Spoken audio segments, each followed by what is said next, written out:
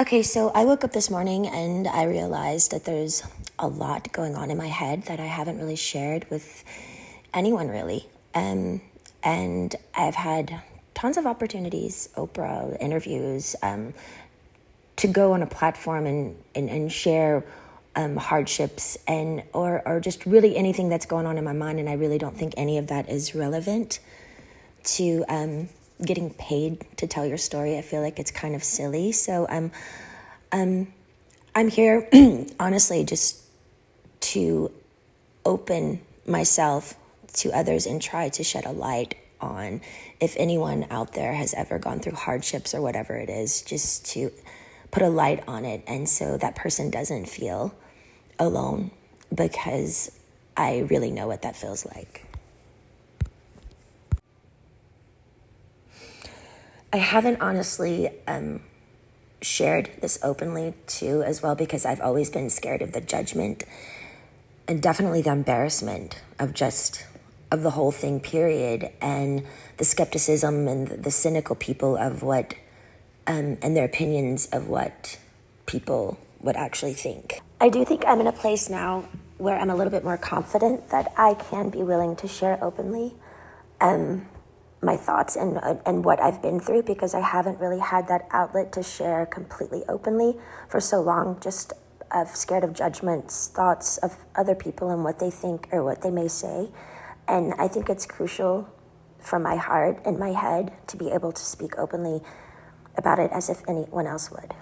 Well, the actual conservatorship actually started, I think, 15 to 16 years ago. I was 25 when it started. I was extremely young. I remember a lot of my friends texting me and calling me, and we were extremely close, and they wanted to see me, but by what had happened, I honestly still to this day don't know what really I did, but the punishment of my father, I wasn't able to, see anyone or like anything. And you have to imagine none of it made sense to me. I literally spoke in a British accent to a doctor to prescribe my medication, and 3 days later, there was a swap team in my home, 3 helicopters, and I remember my mom's best friend and my 2 girlfriends. We had a sleepover the night before. They held me down on a gurner. And again, none of it made sense. Literally, the extent of my madness was playing chess with, when it was playing chase with paparazzi, which is still to this day one of the most fun things I ever did about being famous. So I don't know what was so harmful about that. But I remember my mom was sitting on the couch and she said, "We've heard people are coming here today to talk to you. We should probably go, to a hotel or something." And I never really understood what she meant. I didn't believe her. Like, is a lawyer coming here? Who is coming here? Then 4 hours later, there were over 200 paparazzi outside my house videotaping me through a window of an ambulance holding me down on a gurner. I know now it was all premeditated.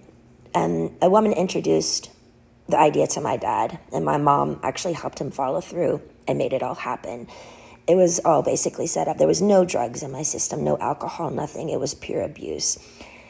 And I haven't even really shared even half of it. I think the main thing I do remember when it started was my dad's control. He loved to control everything I did. I remember the first day he said, "I'm Britney Spears and I'm calling the shots." And I'm like, alrighty then.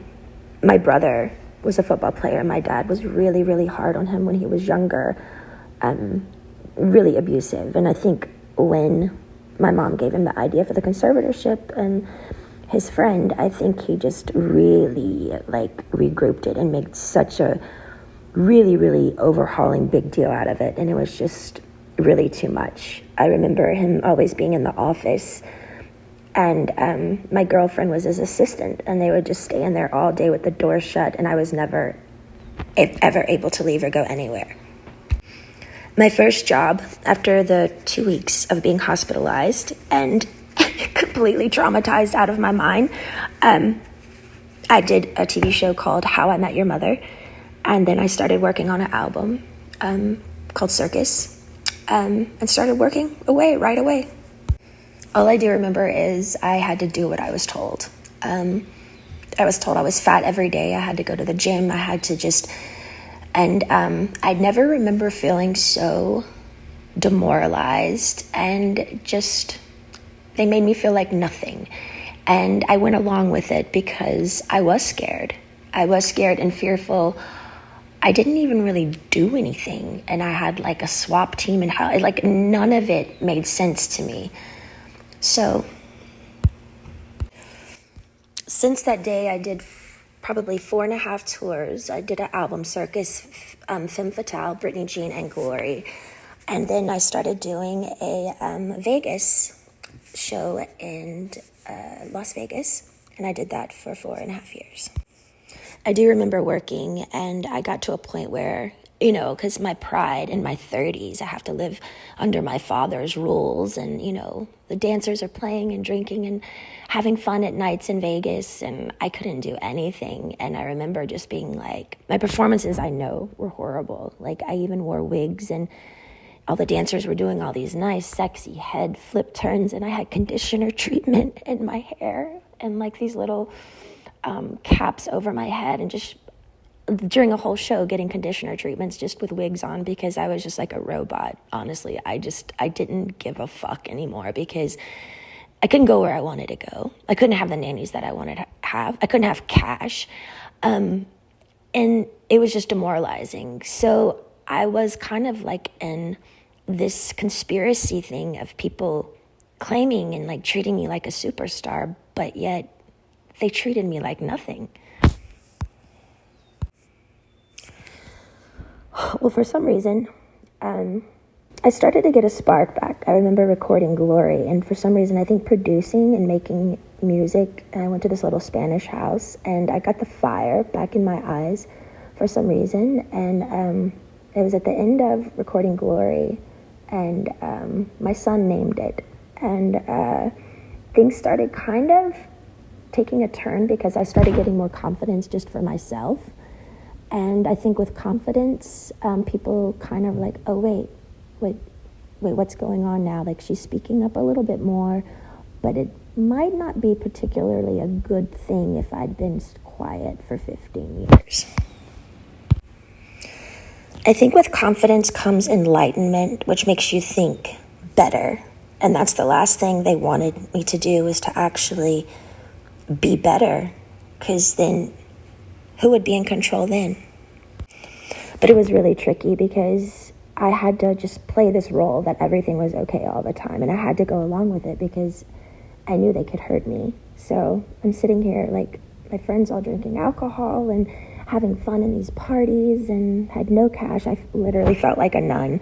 My girlfriends from home came to visit me in a spa, and I couldn't even walk into the spa. And they had their feet doing pedicures in the water, and the 3 ices of bottles of champagnes before my show, just sitting there. And I wasn't even acknowledged by them, my own hometown friends, when they would come to Vegas. And it was just, it was demoralizing, I will say. You also have to understand, it's like, 15 years of touring and doing shows, and I'm 30 years old under my dad's rules. And all of this is going on, and my mom's witnessing this, and my brother is witnessing, and my friends are witnessing it, and they all go along with it. And I'm like, how am I the one working here and doing all this, but I don't get the side things that, the good stuff, I want to be able to play. I want to be able to have fun. Like, none of it made sense to me. Well, the last show in Vegas ended 2017. I went on tour, which of tour I was forced to do, but I was supposed to do a new show. So the new show came along. I rehearsed, I think, maybe 4 days ago. I don't really remember, but I went to one of the rehearsals, and I said no to a dance move. I was like, no, can we do that? I don't want to do this. And then I just remember everything got really weird and quiet, and all the directors and producers went in the back room and just spoke. And that was it. And I was like, well, I don't know what's going on. So we all just kind of like, what happened? And then the next day, I was told that I had to be sent away to a facility, and that I was supposed to say on my Instagram the reason why is because my dad is sick and I need treatment, which was I didn't want to ever go there. I remember my dad calling me on the phone, and I was crying, and I was like, why are you guys doing this? Like, what? And I just remember him saying, it's not in your hands. You have to listen to the doctors. The doctors are going to tell you what to do. I can't help you now.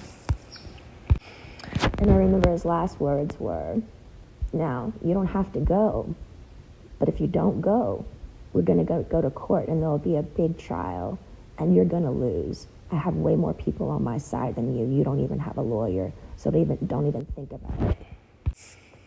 So I did it. I went to the place. I was scared out of my mind. And none of it, again, made any sense of what they were doing to me. And again, I haven't wanted to share this because it's unbelievably offensive, sad, abusive. And honestly, would anybody believe me? I remember the main thing of when I was in that place, that my heart felt like it was frozen, like it was stuck inside, and I wanted to scream and I wanted to get out. And I think by a needle and thread, it was the breathing peacefully inward that I missed the most. I felt like I was in a state of shock, almost like when an old person feels helpless and they're literally going through some sort of shock treatment and they can't relax their body because they don't have the answers of why they can't have their own keys to their car and put it in the ignition and walk outside, and their own security guards at every door saying they can't go. Sitting down, drawing 6 galls of blood every week. Weak as hell. And then calling, and my family is in Destin at my beach house. It didn't make sense.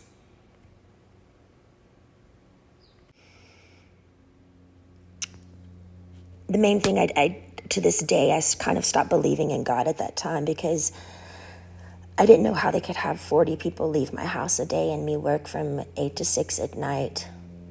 Be seen changed every time I changed in the shower. No privacy, no door, nothing. How did they get away with it? And what the fuck did I do to deserve that? I couldn't even smoke cigarettes. People on death row can smoke cigarettes.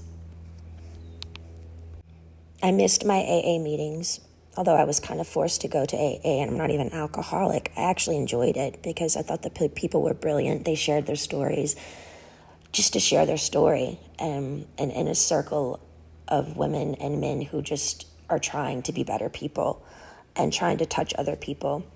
I missed my AA meetings. I couldn't go in. I couldn't have the keys to my car, no cash, no cigarettes, no door for privacy. It changed me, watched me change naked every day. I did work 7 days a week. No weekends were off. They monitored what I ate.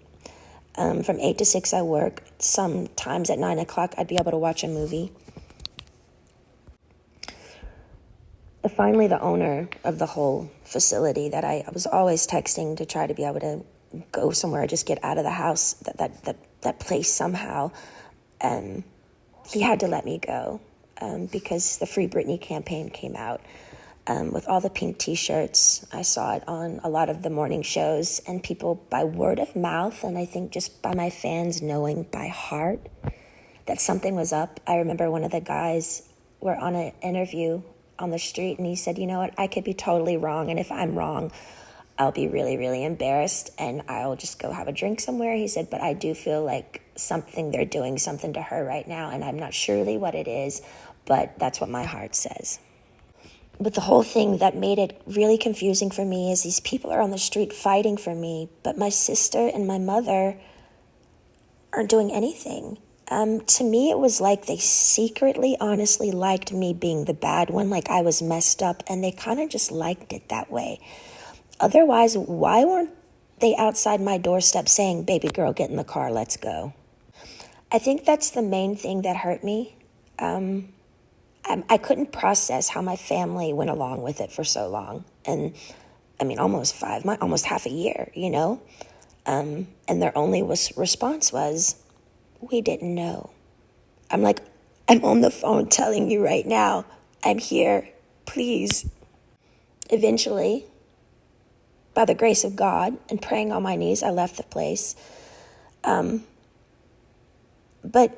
I was still scared. I was really, really scared. And from then on, I had support. I needed a lot of support.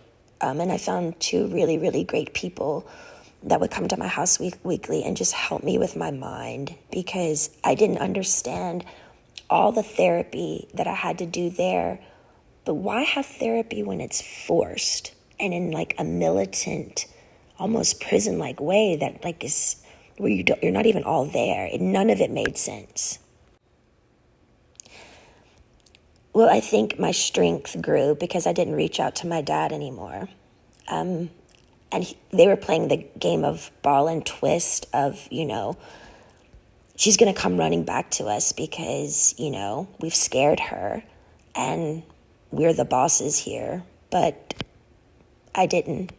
I just stalled and I stalled and I stalled and I stalled. And finally, I think they just knew I wasn't going back. And I finally got a lawyer. A wonderful friend finally got me a lawyer. And he really helped me through it. To me, the thing was, I think the trauma of all of it and just the whole thing together and going down to how much effort and work and heart I put in to what I did when I did work, even down to the details of how many rhinestones are going to be in my costume. And I cared so much, and they literally killed me. They threw me away. That's what I felt like my family threw me away. I was performing for like thousands of people at night in Vegas, the rush of being a performer, the laughter, the joy, the respect.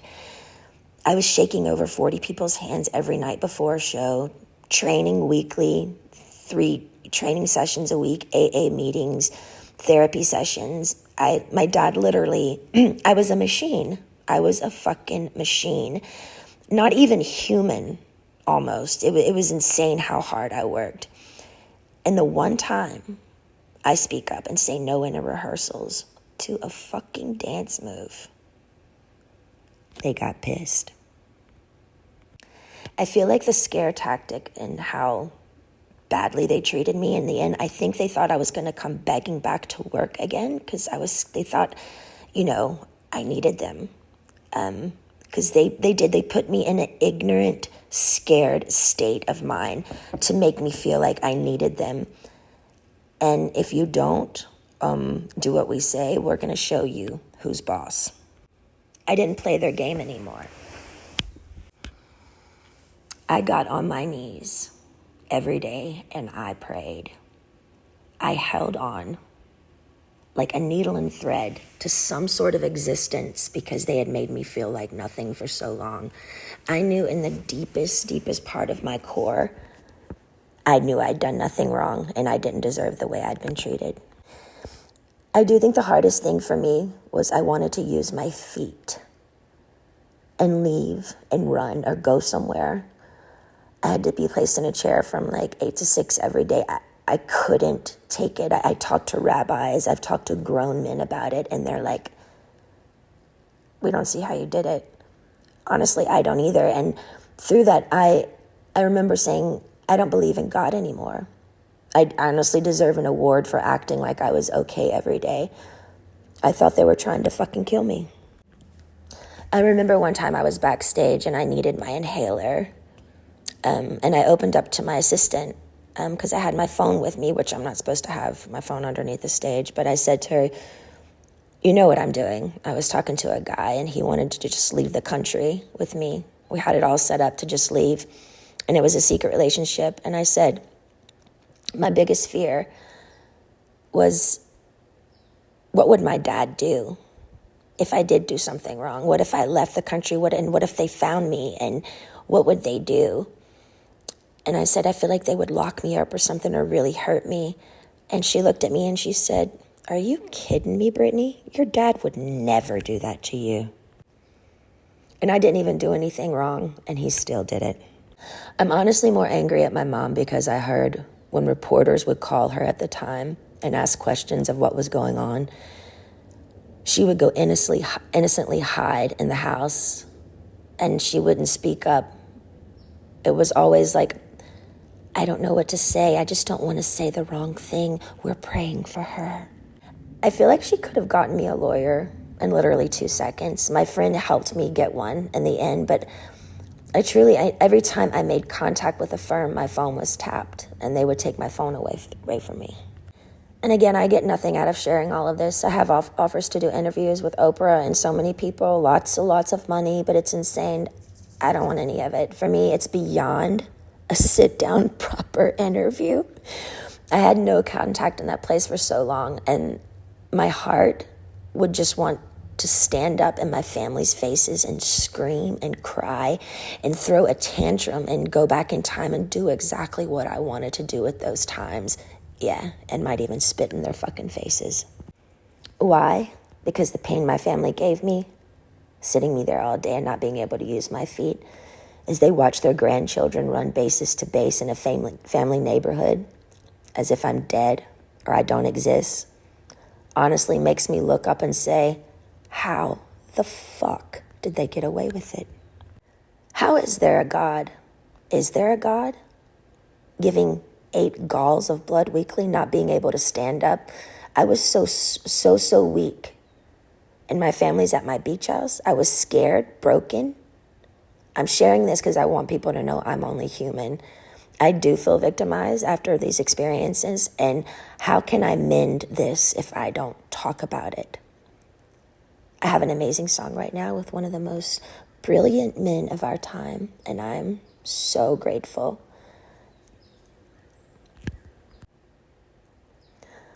But if you're a weird introvert, oddball like me, who feels alone a lot of the time, and you needed to hear a story like this today so you don't feel alone, know this, my life has been far from easy, and you're not alone.